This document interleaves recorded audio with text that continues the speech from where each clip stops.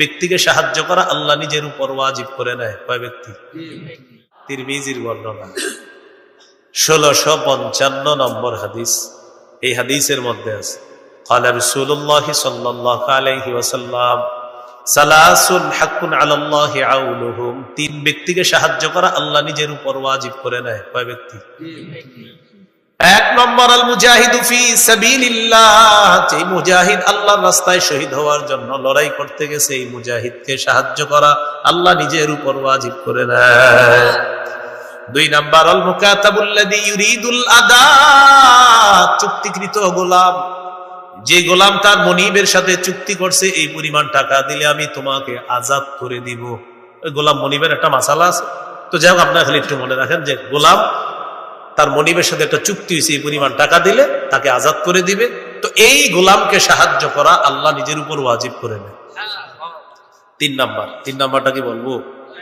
ওয়ান্নাকিহুল্লাযী ইউরিদুল আফাফা, যে ব্যক্তি বিয়ের মাধ্যমে নিজেকে পুত পবিত্র বানাইতে চায় আল্লাহ তাকে সাহায্য করা নিজের উপর ওয়াজিব করে নেয়। কিন্তু আমাদের যুবকরা বিয়ের আগে অপবিত্র হয়।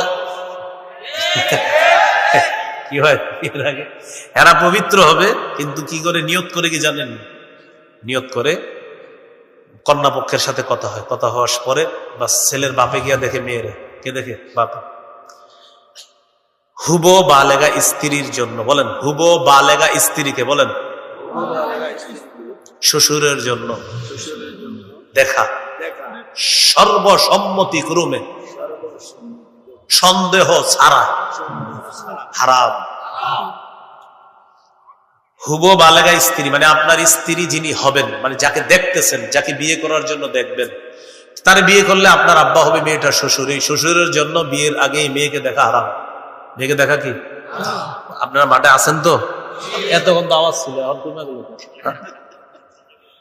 আপনার আব্বা আপনার বিবি যে হবে তাকে বিয়ের আগে দেখা হারাম। মুফতি সাহেবরা আছে, জিজ্ঞাসা করেন। শোনেন না একটু, এটা তো ঠিক, একটু পরে দেখবেন আরো আওয়াজ কমবে। এখন সর্বশেষ বিয়ের কনে পক্ষের বলবে, তো কনে পক্ষে ফোন দিছে বর পক্ষের, কবে তারিখটা জানাবেন, হা বা না জানায় দেন।